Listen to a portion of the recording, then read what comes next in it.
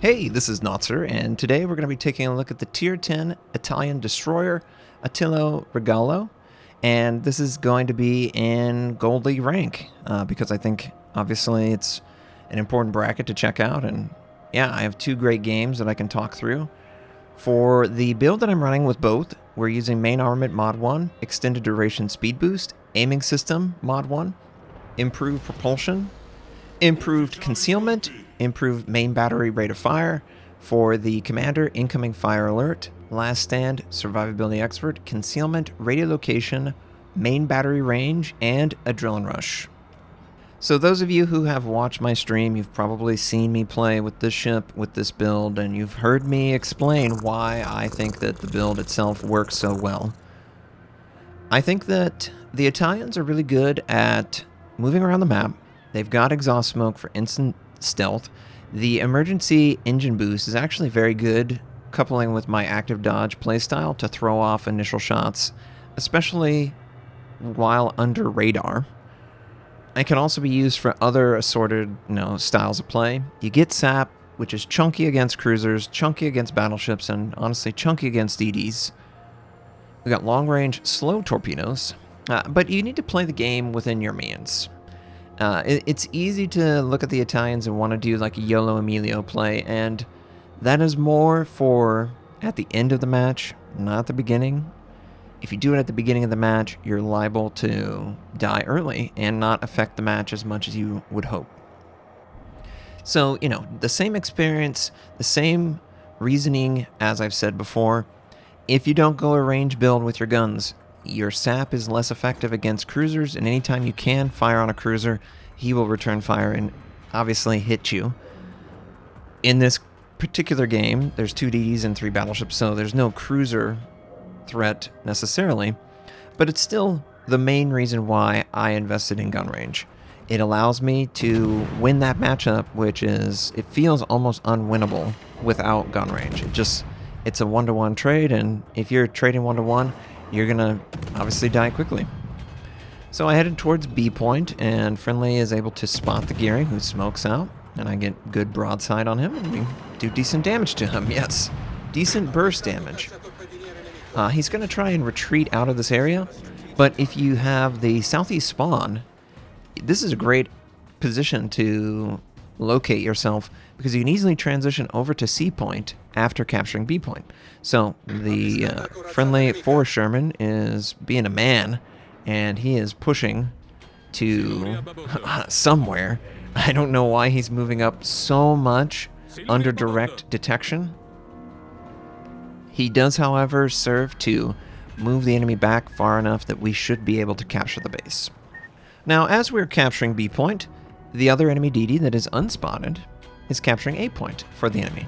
So they are potentially looking at an AC strat, where we're looking at a BC strat. That might mean that we are able to affect the match a little bit more concretely, but it does mean that A point will most likely be the enemies for the entire rest of the game unless something crazy changes. So, just as I said, leaving from B point, we're going to C, and while we're doing that, we're going to catch sight of anything that is large and thinks they're in charge. And oh boy, we catch sight of the enemy GK, but conveniently enough, he is not in range of Hydro, and I activate my exhaust smoke to instantly drop off detection. So now we get to do free damage while this guy is in this area, and I'm hoping that, maybe he wants to stay in the area longer, enabling my torpedoes to land on him. Ooh, that was a good superstructure shot. And with the SAP shell on battleships specifically, you need to locate on the superstructure. He must have Hydro up because he avoided all but 1 torpedo, and it does cause a flood though. So, even with Hydro causing a flood, he's either going to let it flood or he's going to put it out, and then he's vulnerable to another follow-up by someone else. Friendlies were able to spot the enemy DD that was over at A point, and I don't know exactly where he was located. We are able to get a little bit of chip damage on the Bourgogne over the islands. I was hoping that one of my long-range torpedoes would make contact with him, but it doesn't look like it. Now, I was calling for my teammates to finish off this target because he is just so low, but look at how my teammates are located. The GK, basically at our spawn, he doesn't have angle. the friendly battleship just behind me, he doesn't have angle either. I'm the only one with angle. And I was like, oh, this guy's super low, but look, he's healing. I'm trying to locate on the super. And I switched to high explosive, thinking that I can light the target on fire, knowing that his damage control is on cooldown. But as you're going to see, we ain't going to do as much damage as I was hoping. So I send a narrow send and then a wide send at his location. I recognize I can't hide from him. He has hydro. But we're taking so much damage at this point, and I'm just feeling so awful. I'm like, come on, guys. There's literally not a friendly battleship that has direct line of sight on this enemy GK. Finally, we get a shot from our friends. Able to take him out, able to drop off detection. Enemy Bourgogne takes a side shot on us, and that's okay. And oh, we get a second kill, double strike. We take out that DD that was smoking out his friend, and just like that, C point is no longer defended.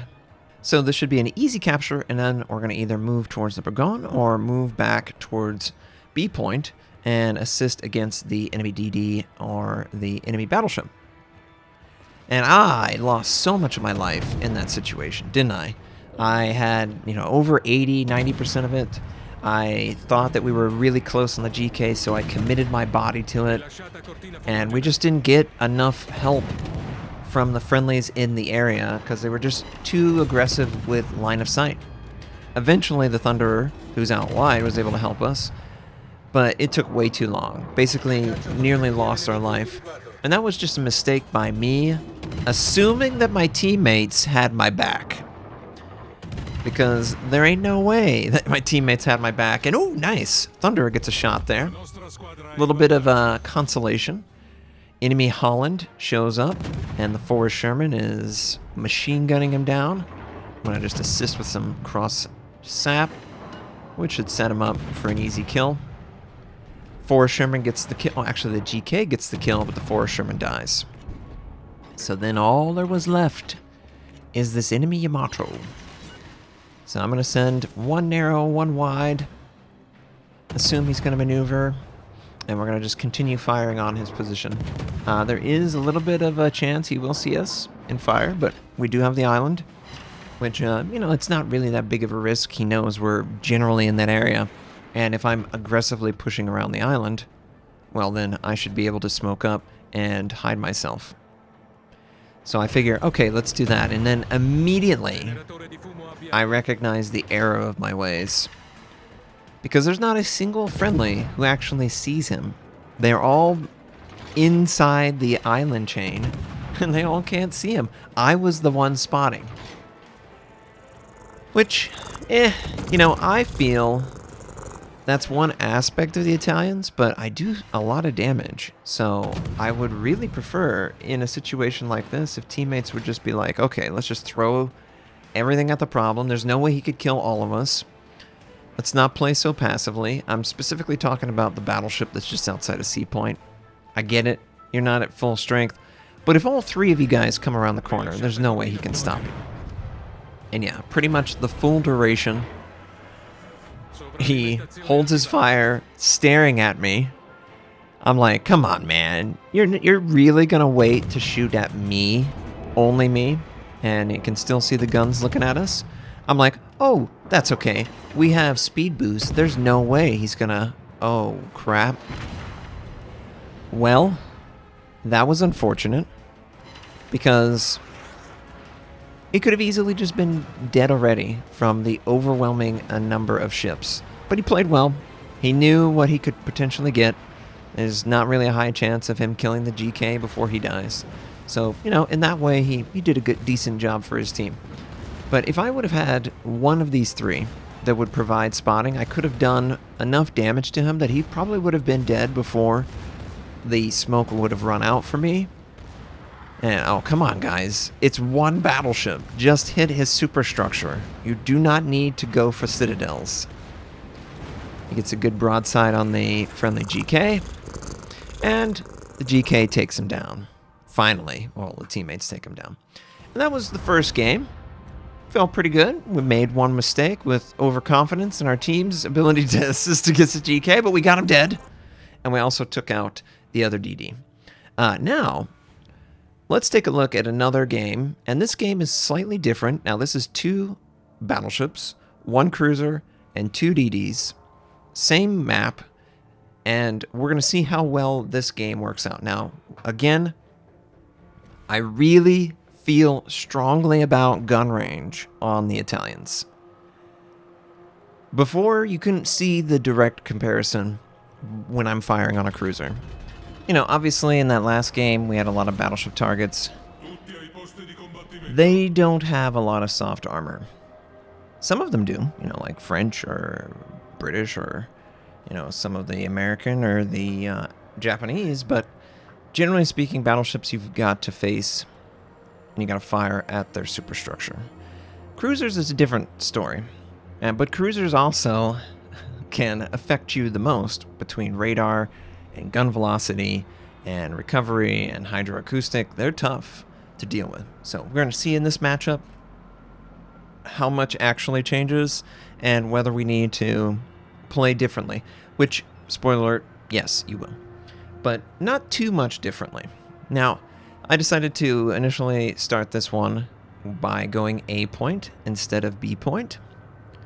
And that comes down to I just spawned on the west side of the map, and I'm fast enough that I can move around the map and potentially get free captures on things.